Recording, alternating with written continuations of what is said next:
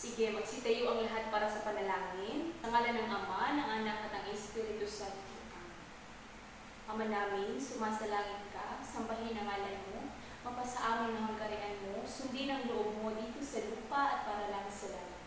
Bigyan mo kami ng makakain sa araw-araw at patawarin mo po kami sa aming mga kasalanan, gaya ng pagpapatawad namin sa mga nagkasala sa amin. At huwag mo po kami ipahintulot sa tukso at iadyan po kami sa lahat ng masasama. Amen.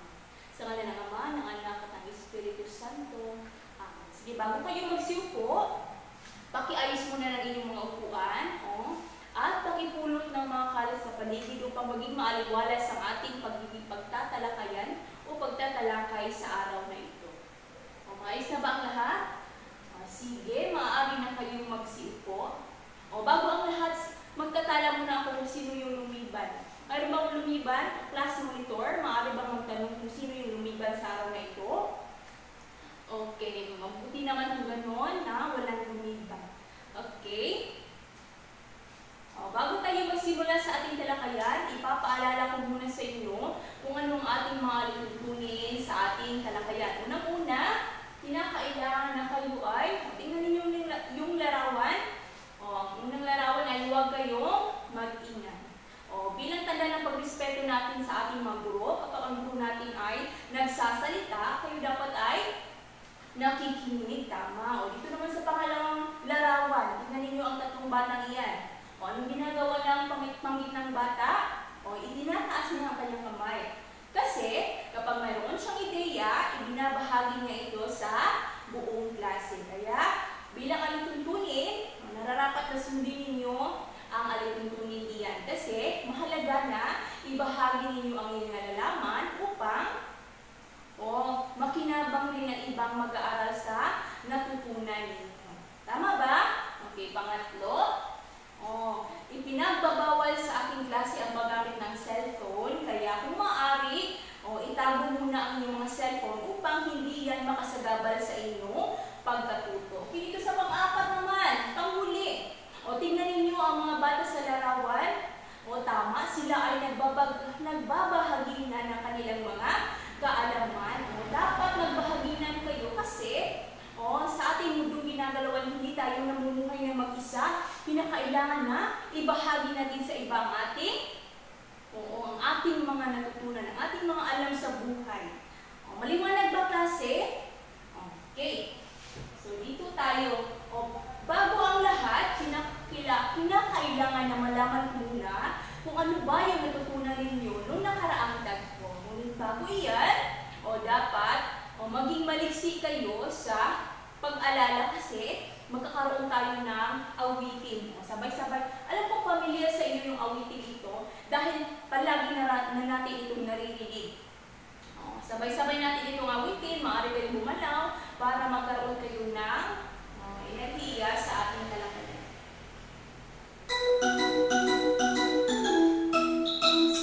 May tatlong may akong nakita, mataba, mapayat, manatili, ngunit ang nagpapak sa likod ay isa.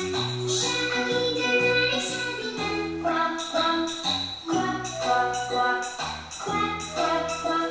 Siya ang leader na nagsabi ng kwak, kwak. Dahil sa ilog ang sabi, kumendeng, kumendeng ang mga bibig, ngunit ang nagpapak sa likod ay isa.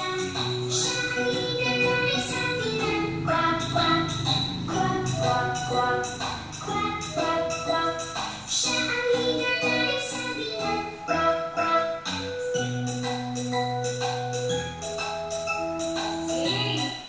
Maraming salamat sa mga gumalaw naman dyan sa ating sa likod. Maraming salamat sa inyo. Ngayon ay magtatanong ako ng isang mag-aaral kung sino yung magboboluntaryo na sumagot. Ano bang naalala ninyo sa ating natalakay ng nakaraang tagpo?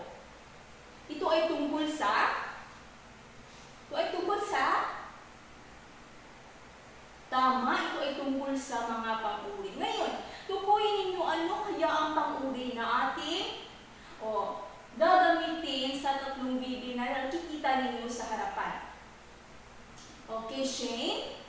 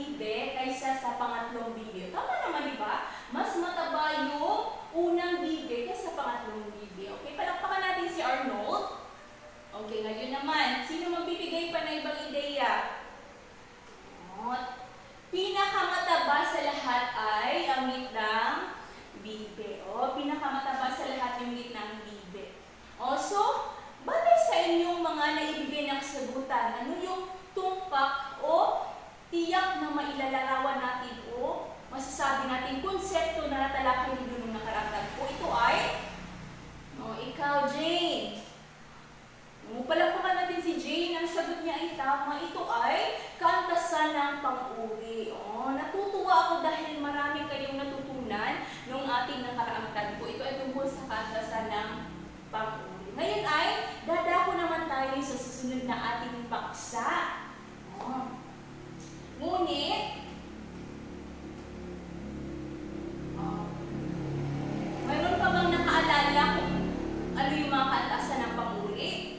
Tama, ito ay yung mataba na sinabi niyo kanina, ito ay lantay dahil siya ay tuwiran lamang o naglalarawan. Lantay siya. Kapag sinasabi yung mas mataba, kapag mas mataba na yung ginagamit na paglalarawan ninyo, ito ay tama, pahambing kasi naglalarawan na siya ng isa o higit pa sa isang paglalarawan. Kaya mas mataba, mayroon siyang dalawang bagay na pinaghahambing.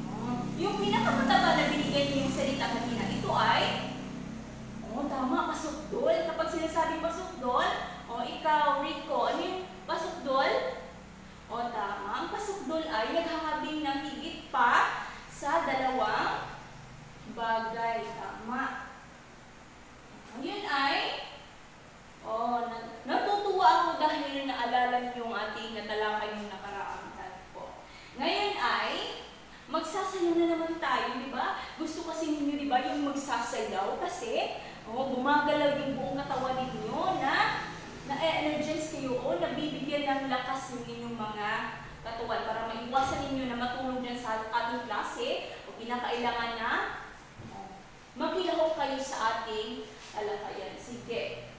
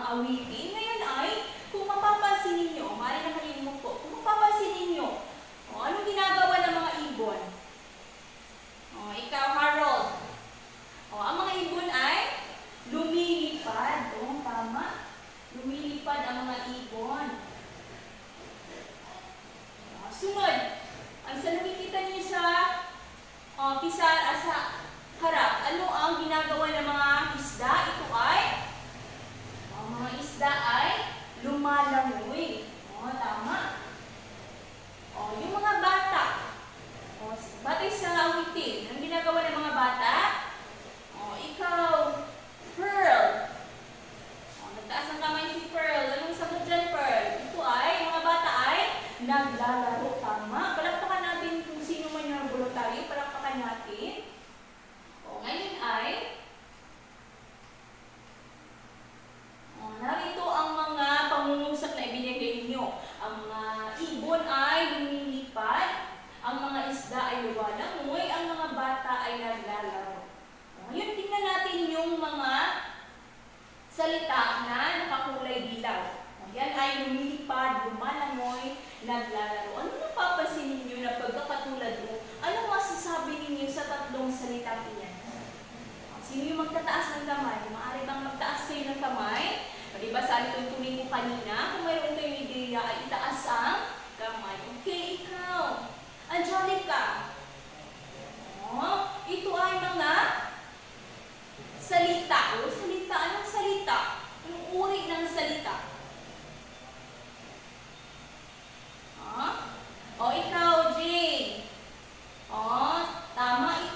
salitang kilos. Palakpakan natin kasi nasagot na ni Jane yung aking tanong. Ito ay tungkol sa salitang kilos. Kapag sinasabi natin salitang kilos, ito ay gumagalaw. Batay sa inyong ginawa kanina, kayo ay lumalangoy, kayo ay naglalaro, kayo ay lumilipad, kasi ito ay mga galaw. Tama. Yan ay salitang kilos. Tingnan natin, magbibigay ako ng mga halimbawa ng salitang kilos, tapos sasabihin niyo kung anong ginagawa ng mga gumagalaw dyan. Okay, sa una, yung ginagawa dyan, yan ay nagluluto. Tama, siya ay nagluluto kasi yung nanay niya ay nagluluto. Sa pangalawang imahe naman, tama, yan ay tumatalon. Sa pangatlo, yan ay kumakain. Dyan, nasaan dyan ang lumalangoy?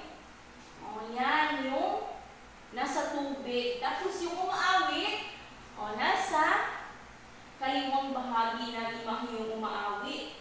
Yung isa, yan ay nanonood. Yan ay halimbawa ng mga salitang kilos.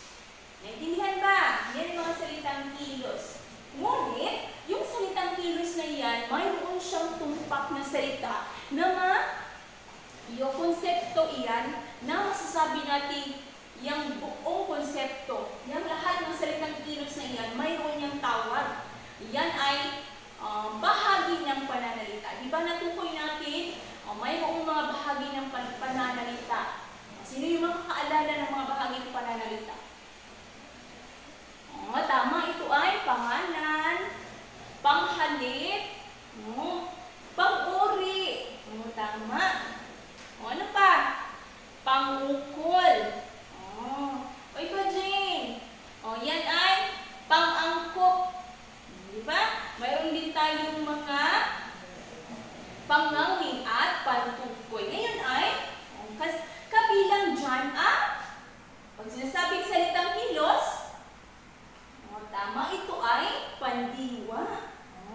Pag sinasabing pandiwa, ito ay mga salitang kilos. Okay, na? Diba? Pag salitang kilos equals pandiwa. Pag sinasabing salitang kilos, mga gumagalaw, kahit anong bagay na gumagalaw, kapag yan ay isang kilos, matatawag iyang pandiwa. Okay. Diba? Mayroon tayong isang bahagi ng pananalita dyan. May pangalan, panghalip, pang-uri, pandiwa, pang-abay, pangatnig, pang-angko, pang-ukol, pantukoy, at panggawin. Okay. Ngayon, malaking titik yung nakasulat sa pandiwa, kaya bibigyan natin iyan ng focus. Okay. Ano ba yung pandiwa? Naisip nyo rin ba kung ano ba yung kahulugan ng pandiwa? Diba sinabi ko kanina, ito ay salitang kilos. Ngunit mayroon siyang tiyak na kahulugan. Basahin natin yan sabay-sabay. Sige. Okay, basa. Maraming salamat sa inyong sabay-sabay na pagbasa. Ito ay, yung pandiwa ay isang salitang, isang bahagi ng pananalita na nagsasaad ng kilos o galaw. Halimbawa, lakad, takbo, dala, diba? Maaaring rin ang isang pandiwa ay isang pangyayari. Halimbawa ng isang pangyayari. Naglalaro. Ganyan. Nagdiriwang. Yan yung halimbawa ng isang pangyayari. Maaari rin isang pandiwa ay katayuan. Ibig sabihin, yung dibdib, yung upo, yung umiral. Kung sa English, ang pandiwa ay verb. Naintindihan ko ninyo? Sino ba yung may katanungan? Mabuti naman kung gano'n. Ngunit bago natin pailaliman ng gusto yung pandiwa, alamin muna natin yung layunin natin sa araw na ito. Una, ibasa. Natutukoy ang 4 na aspekto ng pandiwa. Malalaman ninyo sa araw na ito kung ano ba ang 4 na aspekto ng pandiwa. Pangalawa, nabibigyan kahulugan ng 4 na aspekto ng pandiwa. At ang pangatlo,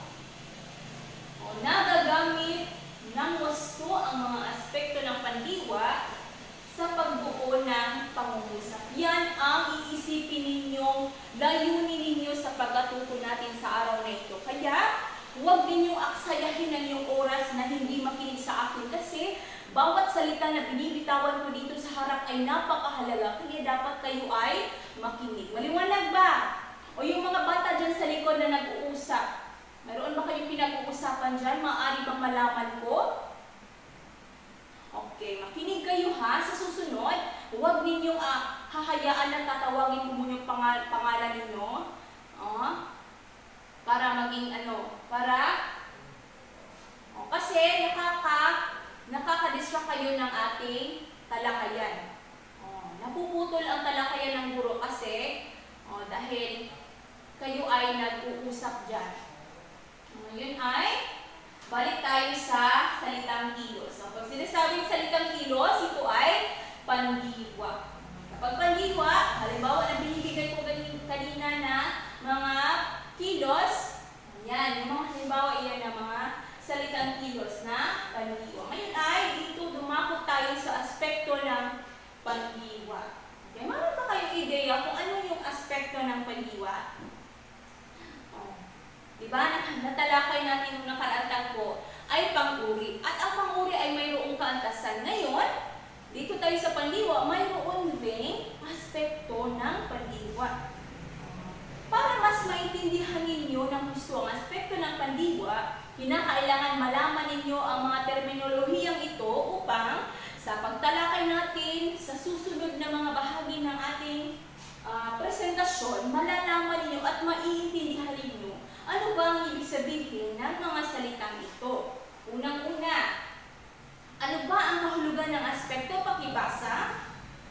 Tama, ito ay tumutukoy sa kalagayan ng panahon ng isang pahayag. Pag sinasabing aspekto, sinasabi dyan kung kailan ba naganap ang isang pangyayari. Yan ay aspekto. Naintindihan niyo ba? Aspekto, sinasabi niya kung ano tiyak na panahon naganap ang isang kilos. Yan ay aspekto. Dito naman sa pangalawa, ano ba ang ibig sabihin ng salitang pawatas? Isang salitang ugat. Halimbawa, kapag nagbibigay ako ng salitang laro, pag sinasabing aspekto, kailan naganap ang kanyang laro? Halimbawa, yung laro ay salitang pawatas natin. Tapos, sinasabi, naglalaro ang bata. Ibig sabihin, ang bata ay naglalaro sa kasalukuyan. Yung aspekto ay ginagawa ng tagaganap ang isang kilos sa kasalukuyan. Ang salitang pawatas doon ay salitang laro. Ibig sabihin ng salitang laro o salitang pawatas ay salitang ugat. Salitang ugat, hindi pa siya nalalapian. Maliwanag ba? Okay, yung pangatlo, ano ibig sabihin ng panlapi?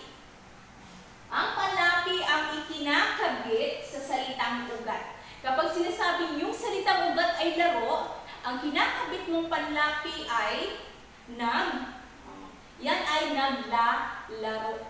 Ayan ay, maliwanag ba? Kapag sinasabing panlapi, yan ang ikinakabit sa salitang ugat.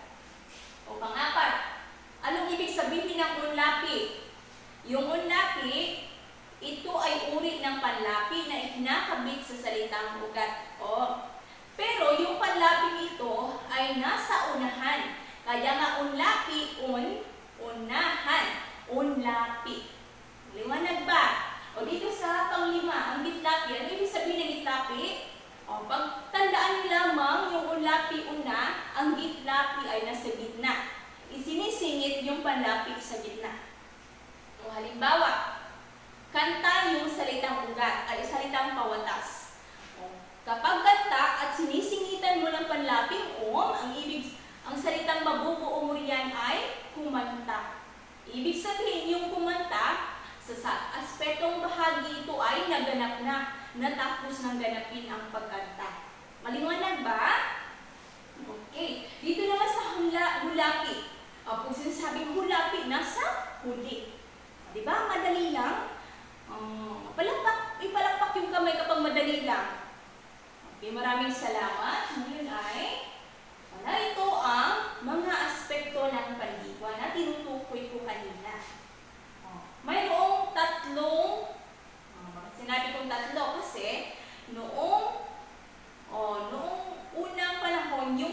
pandiwa o aspekto ng pandiwa ay binubuo lamang ng tatlong aspekto. Ngunit ngayon, sa makabagong panahon, ito ay nadagdagan ng isa pang aspekto. Dahil, sa katunayan, ang wika ay, inilalarawan natin ang wika na dinamiko. Ibig sabihin ng dinamiko, ito ay nagbabago. Kaya, mayroong mga pagkakataon sa ating pag-aaral sa wika na nadagdagan ang mga terminolohiya. Ngayon, mayroon na tayong 4 na aspekto ng pandiwa. Ibibigyan natin ng kahulugan ang bawat isa upang mas maintindihan ninyo ang bawat aspekto. Kasi, kadalasan naririnig ko na napakahirap ng Filipino. Pero, kapag ating tatalakayin, masinsinan yung pag-aaralan, madali lang yan. Diba? Ngayon, titingnan natin ang kahulugan ng perpektibo. Ibasa ng perpektibo. Ito ay pangnagdaan. Kilos na natapos na, madalas na inuulapian ng panlaping in, na, at nat. Tandaan ninyo, kapag perpektibo, ito ay ibig sabihin ng Ibig sabihin ng pangnagdaan.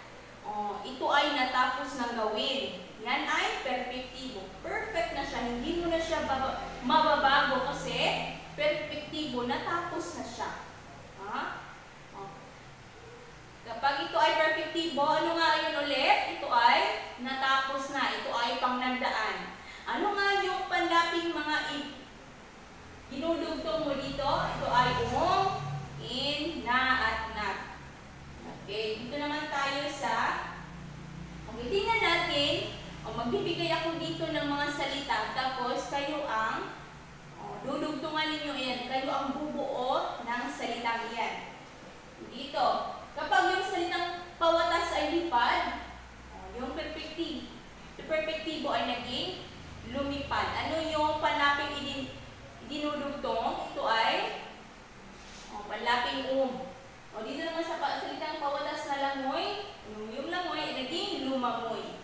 Yung laro, ano yung panlaping dinudugtong? Ito ay nag, kaya ito ay naglaro. Yung salitang iyan ay mga perpektibo kasi yung salitang lumipad, lumangoy at naglaro, hindi mo na mababago pa kasi natapos na siya. Maliwanag ba? Katanungan. Okay. Dadako tayo sa susunod na aspekto ng pandiwa. Ito ay imperfektibo. Okay, pakibasa na sabay-sabay. Ano ba yung imperfektibo? Ito ay ang kasalukuyan. Kagaya ng perpektibo ay gumagamit ito ng panlaping na, nag, at in.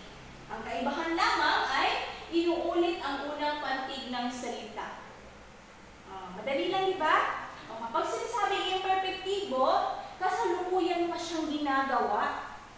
Halimbawa dito, halimbawa, kapag yung salitang lipad na pawatas, yung pawatas ng salitang lipad, gagawin natin imperfektibo, dadagdagan lang natin ng panlaping at uulitin yung unang pantig ng salita. Ano ba yung unang pantig ng salitang lipad? Ito ay li. Kaya dapat uulitin natin yung salitang li. Kaya naging lumilipad. Naintindihan ba? Yan ang alituntunin sa pagbuo ng salita kapag kayo ay gumagamit ng aspekto ng pandiwa. Okay, dito naman sa salitang langoy. Yung salitang langoy ay nilagyan mo ng panlaping Kaya doon sa perpektibo, naging lumangoy. Kapag ikaw ay gagamit ng aspektong pangkasalukuyan, iyan ay magiging langoy. Inuulit yung unang pantig ng salita. Dito naman sa salitang laro, yung imperfektibo niyan ay naglalaro. Inuulit naman yung salitang sa salitang pumatas na laro. Kaya yan ay naging naglalaro. Maliwanag ba? Okay, lumako na tayo dito sa pangatlo. Ang pangatlong aspekto ay kontemplatibo. Natapos na tayo sa pangnandaan, natapos na tayo sa pangkasalukuyan, ngayon ay dumako tayo sa kontemplatibo. Ano ba ibig sabihin ng kontemplatibo? Yan ay ang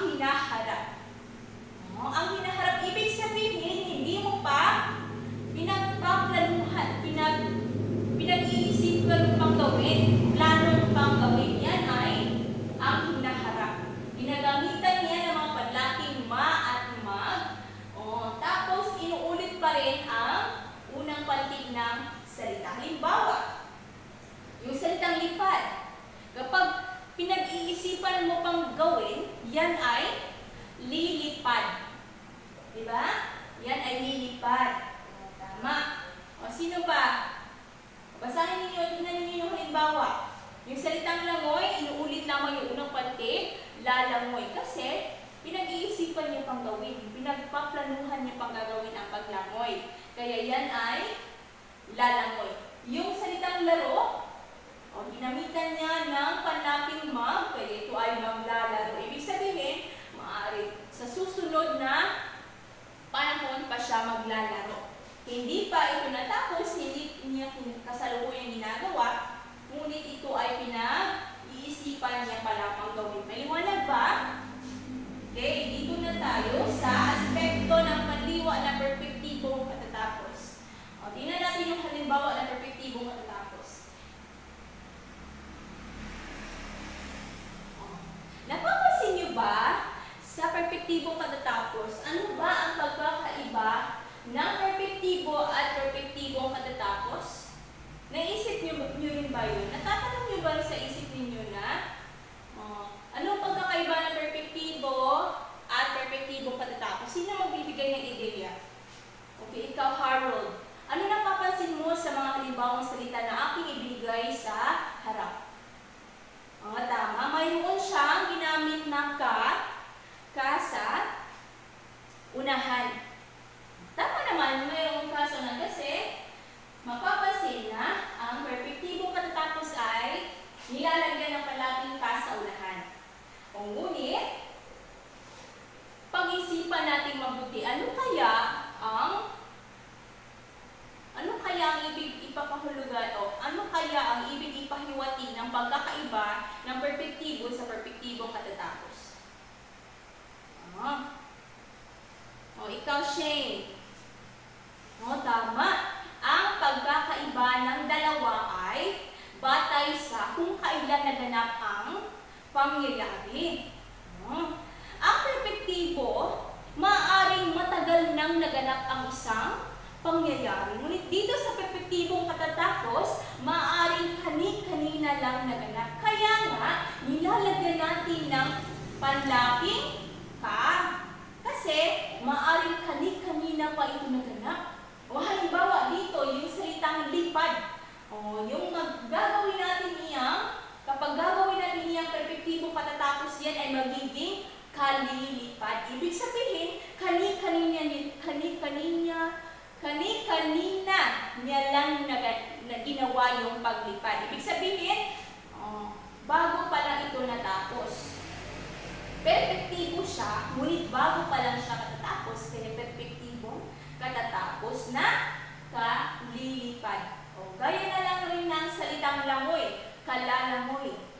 Yung laro, kalalaro. Diba madali lang? Masaya ako dahil kayo ay nakikinig sa ating diskusyon. Yun ay tingnan ninyo yung ibinigay kong pangungusap. Sige, basahin. Kakain si Veronica ng biko at sorbetes mamaya. Hanapin ninyo yung salitang kilos dyan. Itaas yung kamay. Okay, ikaw Michael, nasaan yung salitang kilos dyan? Tama, ito ay salitang kakain. Tukuyin ninyo kung anong aspekto ng pandiwa ang salitang kakain batay sa aking naibigay na kahulugan kanina lang. Yan ay ka. Ginugtungan ng panlaking ka at yung salitang kawatas ng kain. Kaya yan ay aspekto perpektibong katatapos. Diba? Tama ba? Kayo yung humusga, mga kaklase ni Harold. Tama ba yung sagot? Tama ba na ito ay perpektibong katatapos? Basahin niyo ulit. Kakain si Veronica ng biko at sorbetes mamaya. Ibig sabihin, plano pa lamang ni Veronica na kakain ng biko at sorbetes mamaya pa. Kaya ibig sabihin ito ay pinag-iisipan niya pang gawin. Plano pa niya itong gawin. Kaya ito ay kontemplatibo. Diba? Naisip niyo ba yun? Mayroon, tama ako, mayroong iba dito na sa isip nila ito ay perpektibong katatapos kasi nilagyan ng ka sa unahan. Isipin ninyo ng mabuti yung sagot ninyo.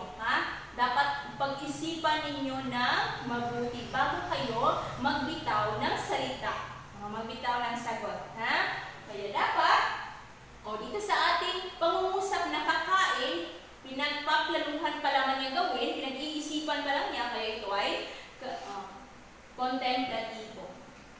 Diyan, yung pangungusap na iyan, tukuyin niyo kung nasaan dyan ang salitang kilos. Dumating ang aking parcel kaninang umaga. Nasaan dyan ang salitang kilos? Si Carla. Carla, yan ay dumating. Tama. Yung salitang dumating ang salitang kilos dyan. Tukuyin ninyo kung ano yung aspekto ng pandiwa yung salitang dumating. Ikaw, Carlo. Yung salitang dumating ay tama, perpektibo kasi natapos na yung pangyayari. Kasi nung umaga naganap yung pangyayari. Yan ay perpektibo.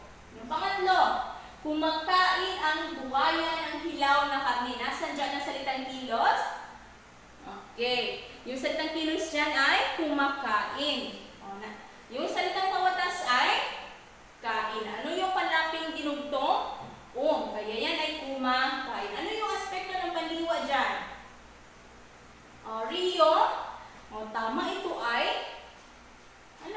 ito ay imperfectibo kasi kasalukuyan pang ginagawa ang kanyang pagkain ng hilaw na karne.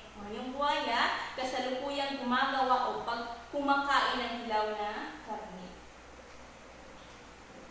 Pang-apat, katatanim lang ng halamang iyan, kaya agad itong nalanta.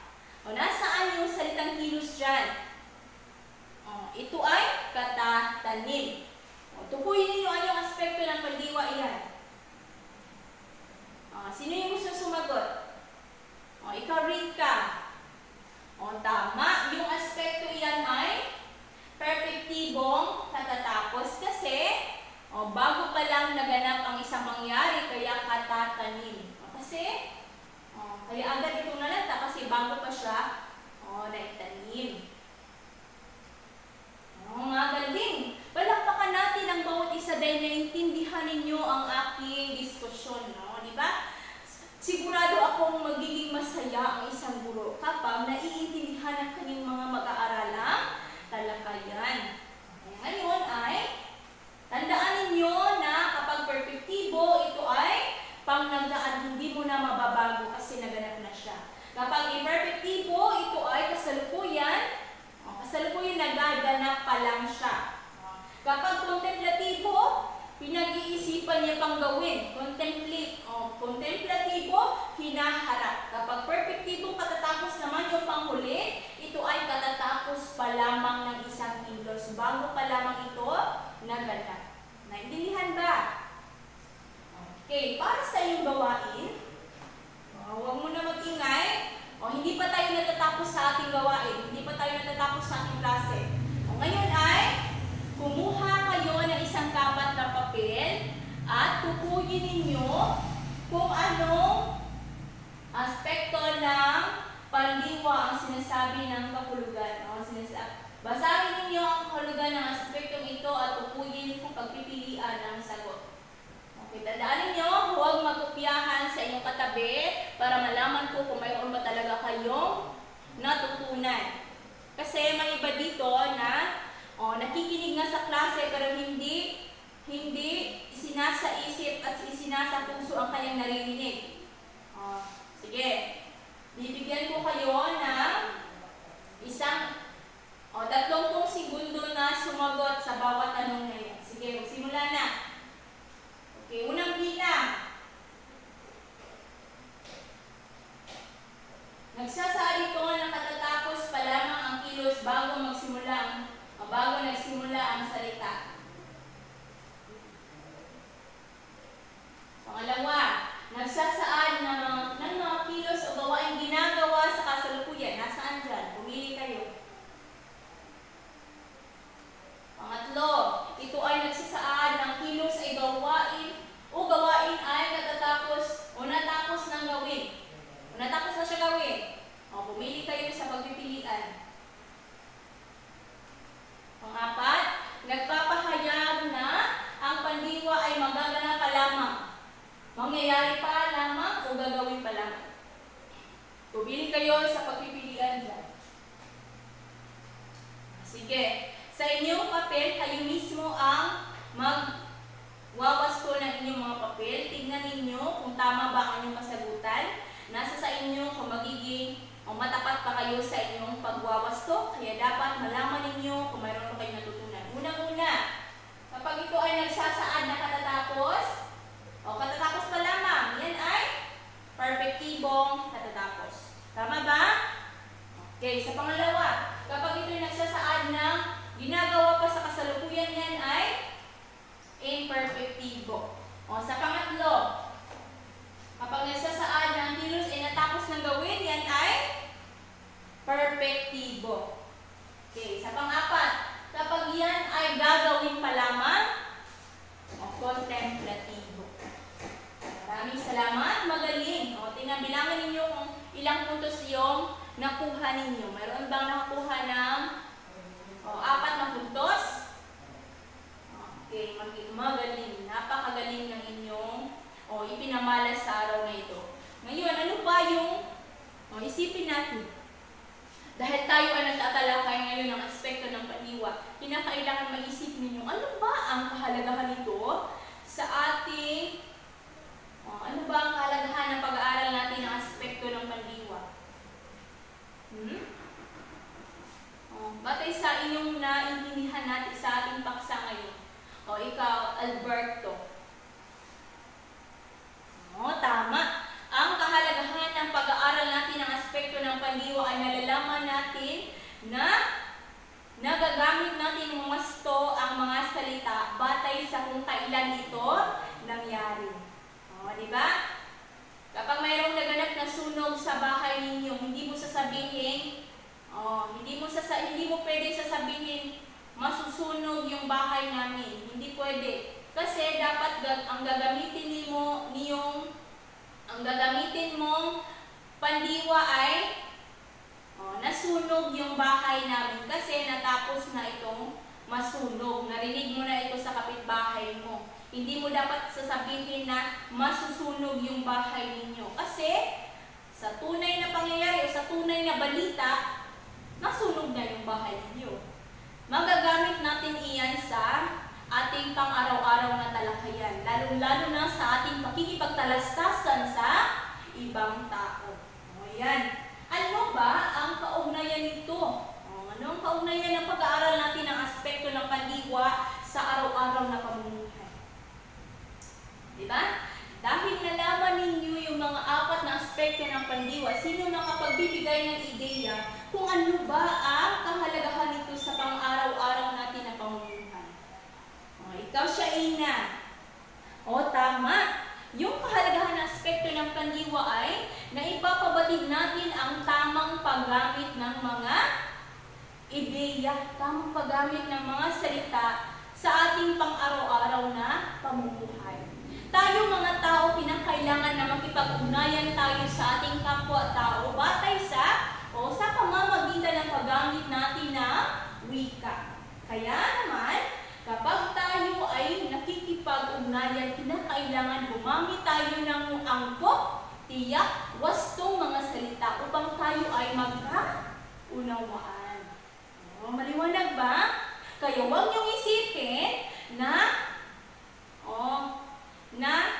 hindi kayo nagiging masaya sa ating classroom dahil palagi na lang bukang bibig ng guro ang lahat ng mga salita dito sa harapan na hindi kayo interesado sa ating talakayan. Ngunit ang ating natalakay sa araw na ito ay magagamit ninyo sa araw-araw na pamumuhay. Huwag ninyong maliitin ang wikang Pilipino dahil magagamit natin ito sa pakikipag-ugnayan natin sa ating kapwa Pilipino. palagi kayong nakikinig sa aking talakayan. Ay ngayon ay, tandaan ninyo na mag-iiwan ako ng isang kataga sa inyo na ang edukasyon ay hindi lamang sa loob ng paaralan. Ito ay buong buhay na pagkatuto. Kayo ang inyong isipin na mananatili lamang sa loob ng classroom ang inyong mga natutunan. Bagkus ay gamitin ninyo ito sa labas ng paaralan, sa inyong buong buhay na pagkatuto. Lifelong learning. Magagamit ninyo yan sa inyong buhay. Kaya, maraming salamat sa inyong pakikinig at nawa ay magpatuloy kayo na maging masipag sa pag-aaral. Bilang inyong takdang aralin, bago pala ako magsasabi ng takdang aralin, mayroon ba kayong mga katanungan sa ating talakayan?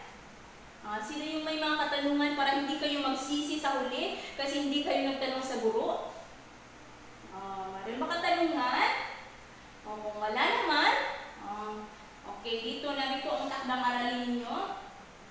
Magsaliksik kayo tungkol sa bahagi ng pananalita na pang-abay. Dahil natapos na tayo nung nakarang tagpo ng pang-uri at ngayon ay pandiwa, ngayon, baka bukas o sa susunod na tagpo, tatalakayin natin yung pang-abay. At bilang karagdagan, ibigay ninyo ang mga uri ng pang-abay. Maliwanag ba? May mga katanungan ba sa ating takdang aralin? Okay. Dahil walang katanungan, pakiayos na ninyong mga upuan dahil magkakaroon tayo ng panapos na panalangin. Sige, pakiayos muna. Pakikuha ng mga kalat o pakiayos ng ating classroom. Pakipulot ng mga kalat dyan sa ilalim ng inyong mga upuan. Okay, maayos na bang lahat? Magsitayo ang lahat para sa panalangin. Sa ngalan ng Ama, ng Anak at ng Espiritu Santo. Amin. Purihin natin ang Panginoong Diyos sa Tambirhing Maria, ngayon at magpakailanman. Amin. Sa ngalan ng Ama, ng Anak at ng Espiritu Santo. Amin. Mag-ingat kayo sa pag-uwi. Nawa ay magpatuloy kayo at magbigay ng inspirasyon sa inyong pag-aaral.